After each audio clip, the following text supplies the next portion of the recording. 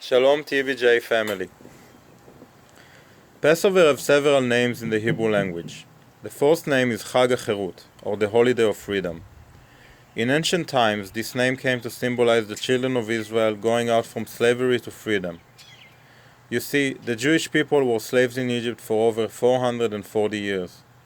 During that time, they built cities for the Egyptians and worked in hard labor that the Egyptians themselves did not want to work at. Just the other day, I had cabin fever from sitting home all day long, and decided to take my son and just go for a drive west towards the fields and the farms outside of Wellington. After convincing my child to go on the drive, and after him putting on his socks and shoes, which if you have kids, you know it could take a while, we finally got in the car and started driving west. We were driving and driving for what seems like a long time, and were in the middle of the fields. I decided to take a side road and just drive a bit more. It was already 5 p.m. in the afternoon and rain clouds were moving in.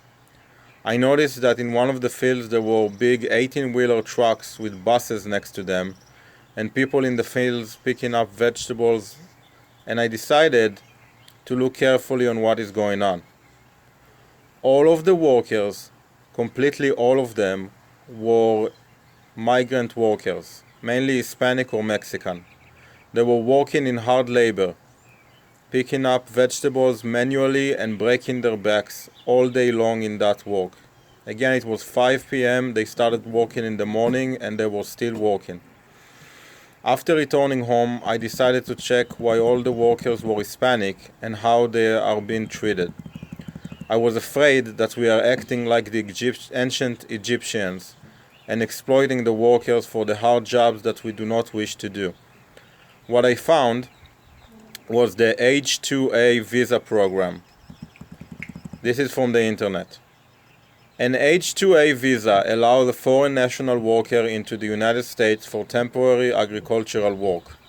There are several requirements of the employers in regards to this visa. The H-2A temporary agricultural program establishes a means for agricultural employers who anticipate a shortage of domestic workers to bring non-immigrant foreign workers to the U.S. to perform agricultural labor or services of a temporary or seasonal nature. All of these workers are covered by U.S. wage laws, workers' compensation, and other standards. Additionally, temporary workers and their employers are subject to the employer and or individual mandates under the Affordable Care Act. Because of concern that guest workers might be unfairly exploited, the U.S. Department of Labor Wage and Hourly Division is especially vigilant in auditing and inspecting H-2A employers. H-2A employers are the only group of employers who are required to pay inbound and outbound transportation, free housing, and provide meals for their workers. H-2A agricultural employers are among the most heavily regulated and monitored employers in the United States. After looking and researching some more, I found out that there were cases of exploitation and horrible conditions among the workers.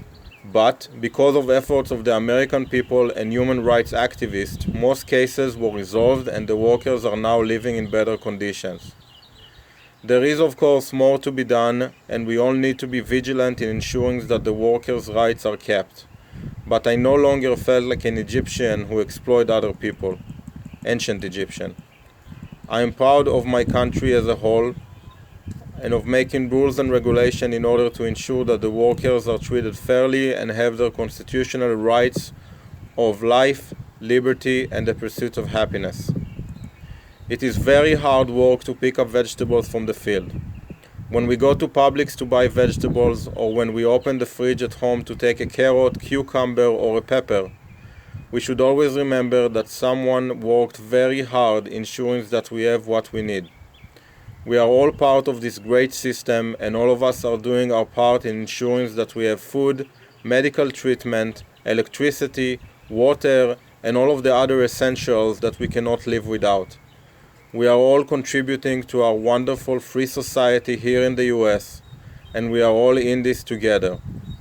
Like all of you, I am grateful to be free in a country that freedom is one of the cornerstones of its existence. I am grateful for all that we have in this great country, and I know that we will get through this time period together as one happy family. Have a happy Passover, a Zis and Pesach, and Shabbat Shalom. Thank you. Bye-bye.